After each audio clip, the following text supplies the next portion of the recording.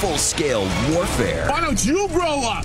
Why don't you grow up? So how did they end up wearing handcuffs? Thing you had cameras everywhere. Isn't that obsessive behavior? Border wars. And could you live next door to Party Central? Ever been under siege? That's what it's like. A Vietnam vet versus the Berkeley frat boys next door. They're on my roof. They're trying to break in the back door. I'm just being overwhelmed. So why did you decide to move into this house knowing you'd be surrounded by fraternities? Sigma Alpha, why? And when a friendship goes down. Oh my gosh. They put it on Facebook that we were the blame for them all getting sick. A fence goes up. That's more like the Berlin Wall. They started painting pictures of pigs on the walls. But that's just for starters. What is this? Find out when you meet the people next door. When it comes to the neighbor from hell, we won the Powerball lottery. Here now, David Muir and Elizabeth Vargas. Good evening and Happy New Year. David is away tonight. And we look at neighbors tonight who definitely are not making resolutions to be nice to each other. Starting with these people next door who have serious boundary issues in every possible way. Here's Tom Llamas. On patrol with the 2020 Nasty Neighbor Watch, dispatched to the front lines of Why Can't We All Just Get Along by neighbor expert and ABC News consultant Bob Borzada. Of all the kinds of neighbor disputes, there's nothing like a good border war to get people's blood boiling. Tonight, two tales of terrifying territoriality, straight from Borzada's inbox. First, from Poughkeepsie, New York, along the historic Hudson River, a call for help. The Ennis family says they have, quote, the mother of all neighbor disputes. We've had quite a bit of trouble with the neighbors. And so this is the entryway now into all your misery? Yes, please follow me into my secret garden. There's no garden, and it's not a secret. Liz Ennis is in a blowtorch hot bickering battle with her backdoor neighbors, Steve and Loretta Jaeger. This is my property. If nothing else, the 65 security videos Ennis put up on YouTube reveal clashing lifestyles and landscaping. The Jaegers are Martha Stewart-style neatniks, while the Ennis' backyard, judge for yourself. He's got a perfectly landscaped lawn that he loves, and maybe he thinks your backyard is a mess. Part of our problem is that we've been spending money on his lawsuits and whatever. You don't have any money left to clean up the backyard. Oh, no. Given the personality differences, a border skirmish was bound to erupt. The first salvo comes when the Ennises accuse Steve Jaeger of aggressive lawn mowing, kicking up clouds of dust, and sometimes just kicking. Then, the Ennises say the Jaegers became chronic, petty complainers. He's complained about derelict cars, barbecues, lights, birds, vermin. The list goes on and on. On and on and on and on and on. But it turned to all-out war when the Jaegers took a drastic step that would forever block the Ennis eyesore behind them. This is the problem, huh? Yeah. Jaeger hires a surveyor who says the deed to the Ennis property is wrong. She owns less than she thought, a lot less. Then D-Day. Jaeger builds a fence right across what Ennis considers her land. He never owned the property. Never. Nothing says I hate you like an 8-foot, $5,000 hardwood stockade fence, especially when it's being used as an attack position to drown out your neighbor's barbecue with a hose. It's very disturbing, it's very upsetting, and it's so incredibly wrong. Ennis sued Jaeger over the alleged land grab twice. What was the meanest thing you ever told him? I said, does it suck to wake up in the morning and find out that you're still you? But two judges have sided with Jaeger, saying he's right about the property lines and his fence is fine. So we heard from the Ennis family. Let's see what the Jaegers have to say.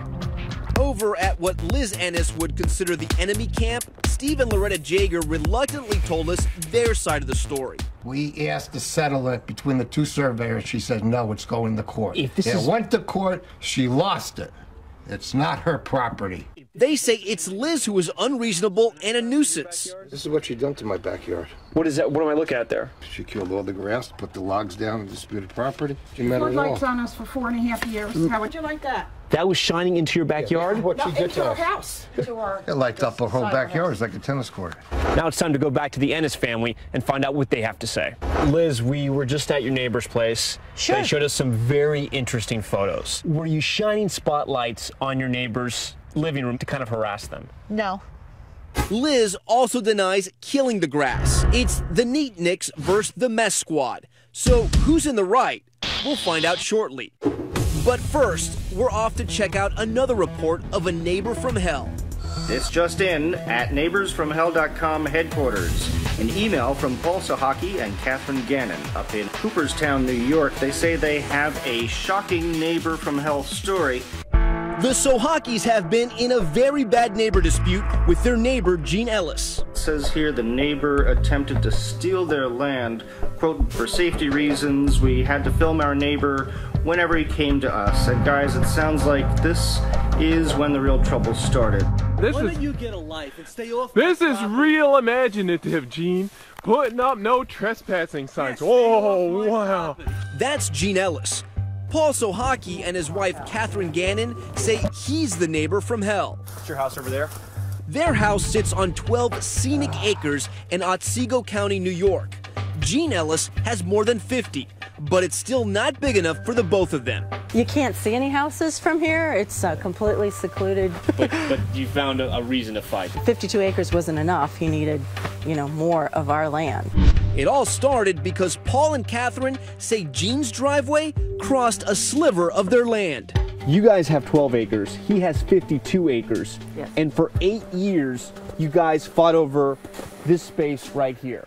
He never asked permission. He said, you're not going to prevent us from driving on this driveway. Paul and Catherine installed security cameras to document Ellis, and he started snapping pictures back. I'm on my own land. Someone's taking pictures of me. Oh my gosh. So you finally went out and bought a camera, eh? Say cheese. Oh yeah, you've been nothing but the best neighbor to us, let me tell you. He come right up to here with cameras and yelling things. Paul and Catherine say that Ellis was harassing them and trespassing on their property. They caught him on camera, dumping dirt, mowing the lawn, and posting no trespassing signs. Gene, you are the worst freaking neighbor that has ever existed. Well, why don't you listen to yourself and grow up? Grow up! Children Grow up! Mature than you. Grow up! Hey, why don't you grow up? Why don't you grow up? But things don't get really interesting until Paul and Catherine take their videos to the county district attorney, John Meal, pleading with him to do something. When we come back, he does. But you won't believe who winds up in handcuffs. Oh, by idiot, by liar, by criminal. When we come back, the border wars hit DEFCON 3. Gene, just stop. There's reality and there's reality. Plus, a chainsaw massacre. You heard the buzzing of the chainsaw? The angels sang. It's game on and fence down when we return.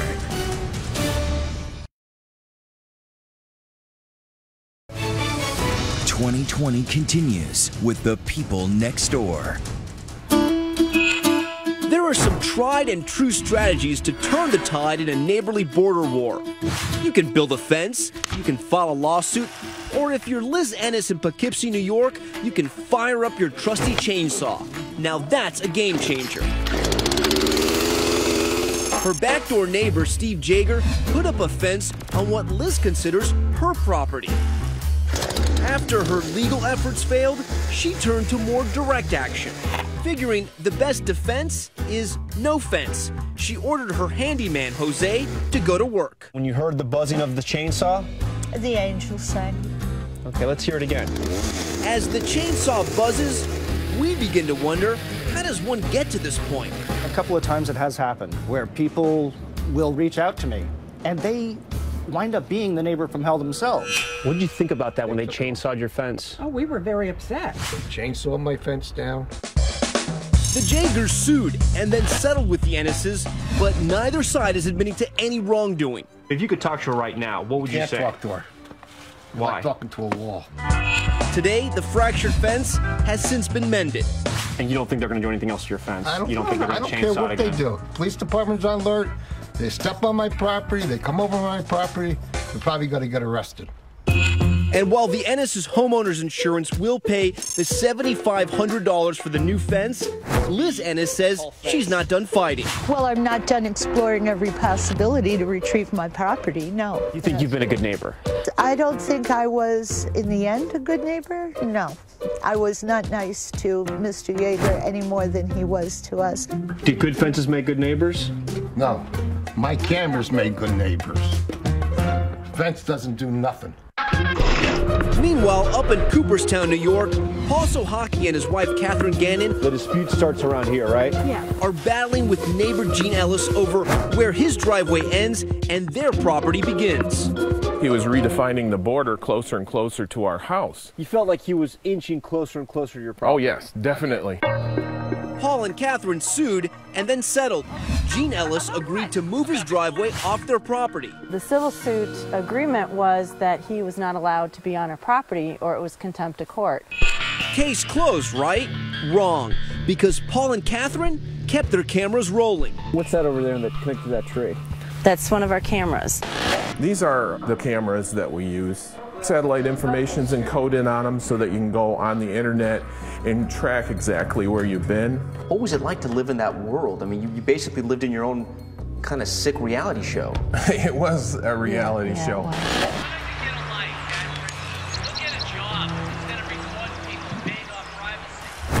Paul and Catherine and Gene all starring in an 8-year-long saga. Go ahead. They both might call The Knucklehead Next Door. Gene, just stop. There's reality and there's reality.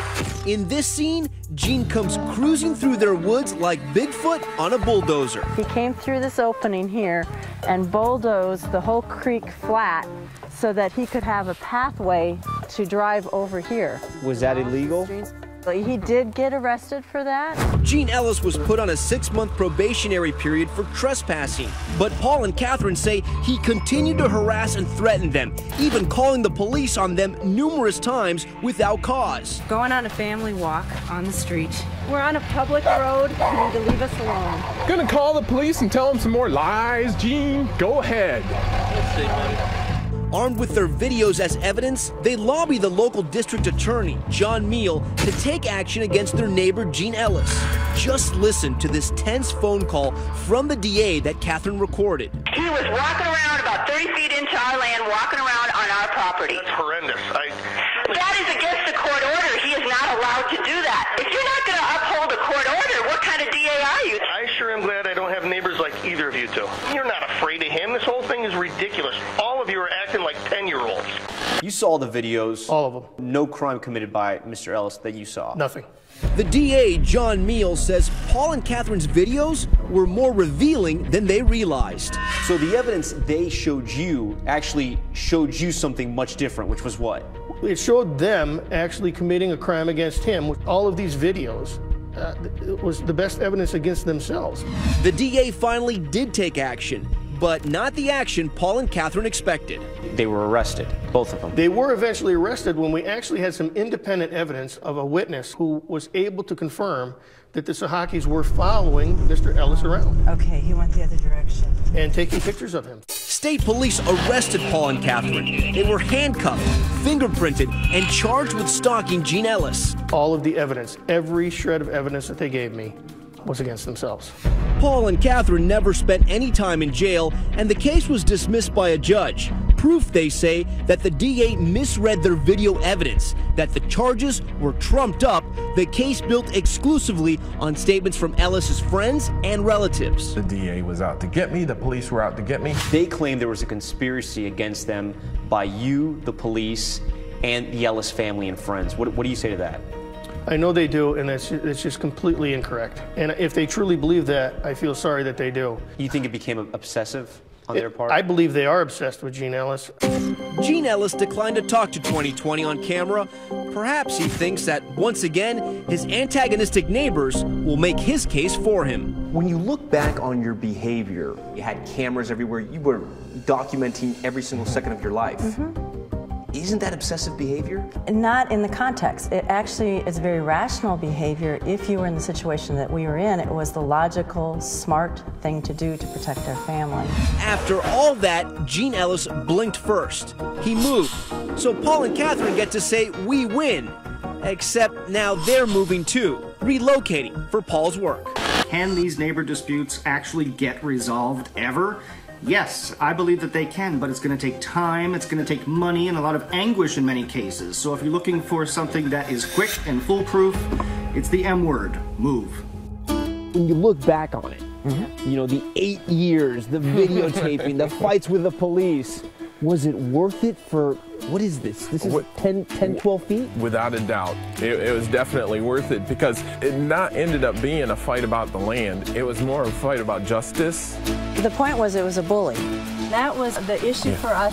When it comes to the neighbor from hell, we won the Powerball lottery. So who do you think was the real bully in that Cooperstown feud? We're live tweeting tonight, so let us know and use the hashtag ABC2020. We'll be right back. Next, how'd you like this for your scenic view? It's what one man recorded living on Frat Row.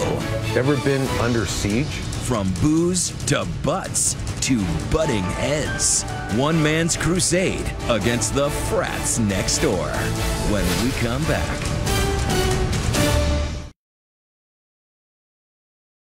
Hundreds of calls to the police, $60,000 spent in surveillance equipment and cameras. Must be the work of someone who lives in one of the country's worst crime zones, right? No, just stuck living on Fraternity Row. But the only thing this angry neighbor is pledging is to get the authorities to crack down on the frat boys next door. Here's ABC's Aditi Roy. Medical Emergency District 3. For students at UC Berkeley, the school year kicked off with a crash course in the perils of binge drinking. Berkeley 1, engine 5, we need an ambulance. A night of partying in 2013 launched an armada of ambulances to cart off the casualties. Cal students are getting so drunk. Passed out students being lugged out of frat houses. The emergency room was full of drunk students. Startling images from our San Francisco station, KGO. Now imagine you weren't just watching this on TV, you were living it. Your house on the edge of Berkeley's Fraternity Row. If you've ever been under siege, that's what it's like.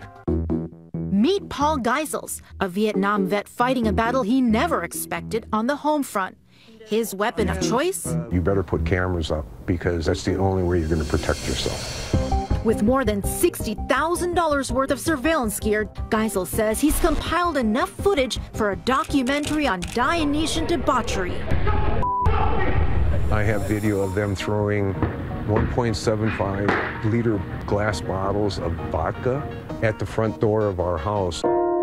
He showed us some of the lowlights from his archives. Okay, here you can see a young lady running from the Zeta parking lot, and she just dropped her keys. So as she bends to get her keys, she just pulled a full moon.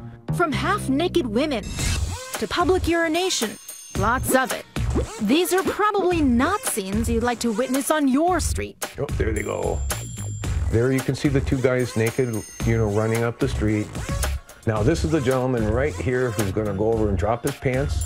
There he goes. There he goes. And now he sticks his hands in his pants. But how did it come to this? Geisels used to help launch Navy planes from aircraft carriers, then braved a dozen Chicago winters as a firefighter EMT. In 1988, he and his wife, looking for some peace and quiet, moved to her treasured family homestead, this 1927 Dutch Colonial back in Berkeley. My wife always wanted to move back to this house, and this was her grandmother's house. But Paul was gambling from the start. Their street, just 1 block from the University of California campus, was nestled among 24 frats. Their house right between 2 of them. So why did you decide to move into this house knowing you'd be surrounded by fraternities? Well, when we first moved here, things were actually pretty good. We were invited to the fraternities for their Monday night lobster and steak dinners. That was then. This is now. Why the change? Paul says with the explosion of cell phones and social media, word of the parties now goes viral, and suddenly the gatherings have ballooned from 50 people to more than 500. The behavior was becoming more outrageous. It got so bad, he measured the noise levels from his yard. We started at 11 o'clock this morning, and it's now 5:30. Parties not stopping at 12:30, quarter to 1. They were going until 3, 4, 5 in the morning. But here you can see. He says he's captured buses, disgorging revelers. You can see she's naked from the waist down. They put a blanket around her. She can barely walk. And drunken brawls just outside his house. Naturally, Paul started complaining about the loud parties. His garbage cans knocked over. Kids throwing things. And throwing up. And he says that's when things got personal. You've had furniture thrown from up there. Yep. You know, with the legs of chairs and stuff through the roof. I've had 3 burglaries in the last 3 months. He told police some of his Greek neighbors broke into his home. They're on my roof. They're trying to break in the back door. I'm just being overwhelmed. He says he's even taped them threatening his life.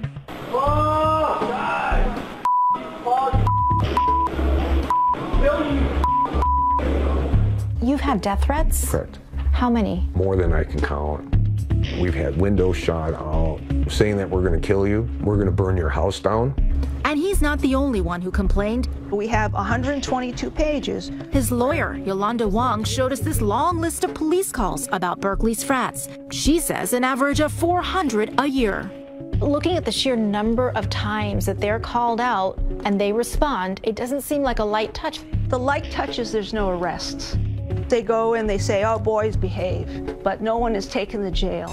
When he's called Berkeley police, Paul says they've responded, but the parties haven't stopped.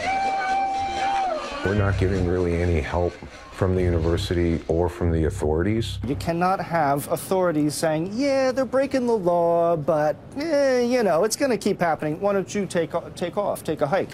2020 reached out to the Berkeley police, who tell us they take all crimes seriously and address concerns about noise complaints, loud parties, and alcohol issues. And the university tells 2020 it works with its frats on safety issues and strips frats of their university affiliation if they break the rules. But Paul says that's not enough. Police are investigating the death of a young man at a UC Berkeley fraternity. He points to the recent death of a visiting student, Vaibhav Lumba, at a party inside nearby Zeta Psi. The cause? Released just 2 days ago, alcohol poisoning. The frat was stripped of its university recognition in 2010, but it continues to remain active. Now, full disclosure, I graduated from UC Berkeley in 1996, and while I only went to one frat party, I have a personal interest in hearing what today's underclassmen think about this home-brewed brouhaha. You live, I see, amongst a lot of fraternities here, right? I don't hear any music, any noise here. It's really quiet. I don't really feel bad because obviously your opportunity cost, you want to live here, it's worth it for you to live here, then you're going to have to put up with the noise and the nuisance. You've lived next door to a fraternity, and now you're a member of a fraternity. What was it like to live next door to a fraternity? When it's too loud, it just feels, it's uncomfortable when you're trying to concentrate, focus. And most of the other times, it was the same thing as living anywhere else. There are plenty of places to live in Berkeley that are not frat row. And so living on frat row, I feel like, is a conscious decision to be near the fraternities. Finally, Paul made the conscious decision to move out, but he still hasn't surrendered. He's kept his cameras rolling and filed a lawsuit against almost anyone connected to his neighbor dispute, including 34 of Berkeley's fraternities. Our goal is to win in court, to have some change, to have some civility in this neighborhood. It's been an uphill battle. His original lawsuit was dismissed, but it's now going forward under a city ordinance, which an attorney for several of the defendants says they will continue to defend vigorously.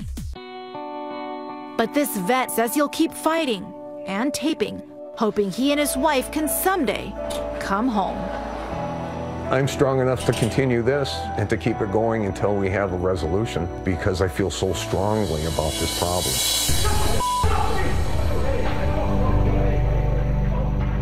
So should he sell the house? Who would even buy that house? Would you? Or should the police take a tougher line with those fraternities?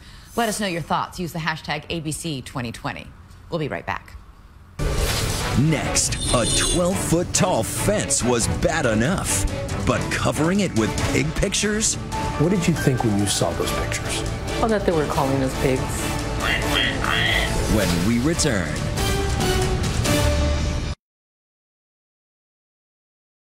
They say that good fences make good neighbors, but in the story you're about to see, good fences make big fights, turning former best friends into bitter enemies. And the start of it all? Trees in the backyard and a juice machine. It may seem like a laughing matter, but it's not to them. Ryan Smith went to the Lone Star State to get the story. This neighbor tale begins in San Antonio at Vanessa Martinez's wedding. A backyard affair with guests including the folks from next door, Mary Lou and Rick Dominguez. There's Rick celebrating. We were very close. We went on vacations with them. Back then, it was nothing for Rick and Mary Lou to share meals with the friendly people a few steps away, the Martinezes. Dinners, cake, all that kind of stuff. Family matriarch Yolanda Martinez might have served up something like this. Yolanda loves Mexican food, but today can't digest the problems her chosen cuisine seems to have created between the two families. This has been already 2 years and 3 months, and it's still going. What's been going on is a knockdown, drag-out spat that made bitter enemies out of these former friends. Oh yeah, it got pretty ugly. It happened online when the then Facebook friends clicked the unfriend button. Why? Believe it or not, it's all mixed up with fruit and vegetables in a juicer like this. Mary Lou wouldn't talk on camera, so Rick did the explaining. We do this thing called juicing, which we've done for years, and it's just real healthy for you. Yolanda remembers what Mary Lou wrote. She had posted that they were into the juicing. But the neighbors disagree about all the other juicy details. The actual Facebook posts are long gone. But there's no doubt what each side claims the other wrote squeezed the life out of the friendship. What did they say? They got on Facebook and said, your stupid recipe for juicing gave the whole family diarrhea. She was sending like, well, if you wouldn't be feeding your family fatty foods and lard and tortillas, and maybe they wouldn't be as big as they are. You got offended. I did. It absolutely juiced up the tension already simmering over this man. Another neighbor who was feuding with Rick over trees between their properties. When you saw that other neighbor having problems with Rick, what did you do? I intervened. Leading to the wall. The simmering tensions convinced both sides to shut the other out and create what today is sort of the Berlin Wall of San Antonio, a wood picket fence built by Yolanda's husband. Dwarfed by Rick's roughly 12-foot behemoth of corrugated metal and wood. Technically, it's a detached covered patio. The fence and the almost Korean demilitarized zone around it with cameras facing back and forth has become a standing monument to neighborly hatred, covered on the local news. At the center of this feud, quite literally, is this 12-foot-high corrugated metal fence. And making one big headache for the cops. We're back and forth to those residences over and over and over again. Police Chief Bill McManus says the frustrating thing is, for the most part, what the feuding neighbors do isn't breaking the law. But boy, it makes you wonder about those laws. Oh my gosh. Like when Yolanda's husband Tony is repeatedly seen knocking down garbage cans using some sort of stick. Rick is convinced it's a cattle prod. It is a cattle prod with 2 electrodes on it. He parades around with it constantly. With a cattle prod? Yolanda denies her family even owns a cattle prod and claims whatever Rick recorded is nothing compared to what he's done to them, starting with that fence. It may be scenic on Rick's side, not so much on Yolanda's. They started painting pictures of pigs on the walls. What did you think when you saw those pictures? Oh, that they were calling us pigs. First was the painted pig, then a painted donut, followed by a stuffed pig hung off a pole. And then... What is this? That's him. We can't show it, but on this banner, Yolanda says that's a stuffed pig in a simulated sex act, along with an obscene message. What's he doing? He's trying to taunt you? I don't know. Rick says what he was doing was responding to a camera Yolanda's family placed 13 feet high, violating his privacy. That's against the law, so I was trying to prove a point. But in some ways that makes you look vulgar, because you're the one who's posting an FU sign and simulating a sex act to a toy pig. Well, tell him to stop videotaping us in our pool. But Rick is in the security camera arms race too. In fact, he runs a surveillance business out of his home. And as the volley of accusations escalated, Yolanda's daughter Vanessa, that beaming bride from happier times, claimed she was being violated. We are being watched 24/7. He's enjoying making our lives miserable.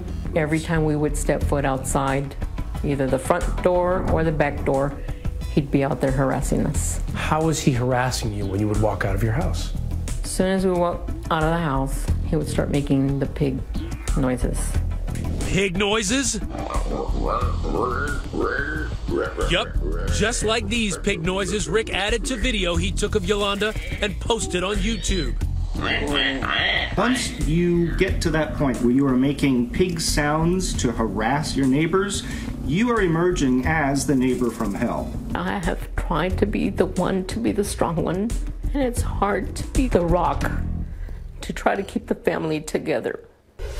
Especially after the garbage can incident. The animosity was bound to boil over, and sure enough, last January 13th, it got physical. So what's happening here? This is Rick. Yes. Yolanda's second daughter, Yvonne, and Rick on a collision course with a giant trash can. He's getting ready to put the trash can right in front of him. Deliberately pushes it, yes. Watch again. Knocks her down. And she didn't have scrapes on her legs, and right there he starts mocking her. But go next door, and it's a totally different view. She comes running towards me, kicks the trash can, fakes a fall, and then calls the police. Seeing this video right here from this perspective, it tells a different story. Of course it does. Still, it's the one incident that led to charges. Assault against Rick. He pled no contest and was fined and ordered to do community service and attend alternatives to conflict training. But could any training prepare him for Yolanda's retaliation against his security cameras? What did you think when you saw this? I was shocked. He's referring to the yard sign. They put up this sign that says perverts next door, cameras pointed at our house and our children. It's hurt our business. Some of our customers are questioning why the neighbor's calling you a pervert. Rick says when the cops told Yolanda to remove the pervert sign, they just kept putting it back up. That was uncalled for because nobody believes it except them. This being America, each family filed dueling lawsuits. While justice takes its course, a judge has ordered both families to stop everything.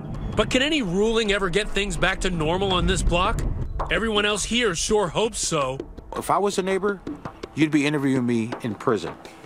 Okay? I would knock the crap out of them. I'd much rather this be resolved before I go try to sell my house and be like, oh, by the way, there's this huge feud going on across the street. That's not exactly a selling point. If I were there with these folks, I would tell them this. We're all going to get together. We're going to sit down. We're going to laugh at each other. We're going to laugh at ourselves. Maybe we're not going to be best of friends anymore, but we have got to get this enemy stuff behind us.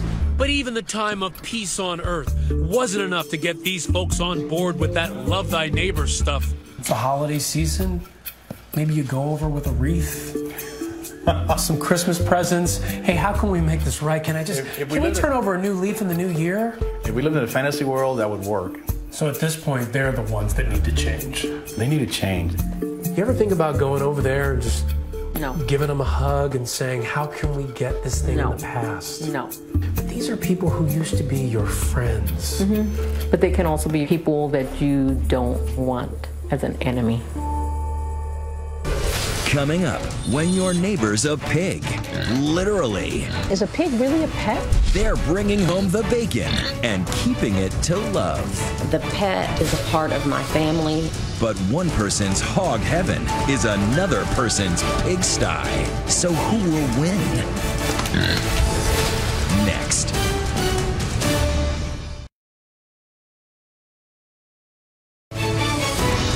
'20 continues with the people next door. Here's Deborah Roberts. Yeah, time for a ride. In the quiet of Midlothian, Virginia, a lone pig is making noise and news. We have breaking news surrounding the fate of Tucker the pet pig. Tucker the pig is the fork that's pulling this community apart. On one side of the aisle, Tucker's supporters. On the other, angry residents who don't want to see their town turned into a pigsty. Is a pig really a pet? What does he do? He does everything a dog would do. Just like a dog. Kim Johnson's allergies wouldn't allow for a family dog. So she and husband Mark did some research on alternative pets, which is how Tucker got his pig's feet in the front door. Tucker's treated like royalty, taking a drive, dining on fruit and grains, and getting his beauty sleep. Since it's been cold, he'll sit by the fire. Pigs sleep 16 to 18 hours a day. I don't smell anything that indicates there's a pig in the house. Do you work overtime to try to keep him clean? He usually gets bathed every 2 weeks or so, and then I do usually put lotion on him because pigs do get dry skin. Tucker's willing to play the ham, posing for pics in costume and playing with kids of all ages. Everyone loved Tucker until the day someone didn't. When did this happy-go-lucky story take a dark turn? Code officer had come to our house, and she's like, well, someone has called in a complaint, and that I had 10 days to get rid of him. 10 days? 10 days. A neighbor's complaint highlighted the fact that the Johnsons' property was not zoned for livestock, so they attempted to get a conditional use permit to redefine their property as a stock farm. The opposition cried foul. They're worried about setting precedents. If they give us a special permit, that what is next? Elephants, ostriches, zebras? Midlothian has a reputation as one of the best places to live in America, and some locals fear they may soon find themselves living near a designated farm. They've suggested that we should move. And how nasty have that been? They've gotten pretty bad. They've gotten, to the point that I guess we can call it bullying. This winter has not been kind to pig owners. A woman and her potbelly Hobie were thrown off a U.S. Airways flight after the pig caused a ruckus pre-takeoff. And in Arkansas, I feel like I've been witch hunted. Jill Latham's pet pig Suey has become a pet peeve for some of her neighbors. Though she researched and found her Vietnamese potbelly was considered an acceptable pet in Little Rock, some in the community began complaining, claiming Suey was making too big of a mess in Jill's backyard and posing a hazard to local property values. She, at one time, got a petition and was going to get the neighbors to sign it so she could keep the pig. No one signed the petition. Nobody. To Jill's dismay, the fight went all the way to the city council. I am the reason we are wasting our time in a city board meeting talking about a potbelly pig. The council's reading of the laws? Yes, you can have a pet pig in Little Rock, but you'll need a 300-foot buffer of land between you and your neighbors. Jill does not. She was given 30 days to say so long to Suey. Facing eviction, Suey is now suing because Jill has decided to head to federal court. I'm not willing to back down. The pet is a part of my family. Back in Virginia, the Johnsons are waging their own battle at a meeting of county supervisors, and lots of folks have something to say about it. I believe it's going to be very difficult to grant this request for conditional use permit and then in the future to deny someone else's. Please give our community closure, and please deny this appeal. When Mark Johnson gets up to speak, he makes a difficult admission. I am a man with a psychological disability. A disability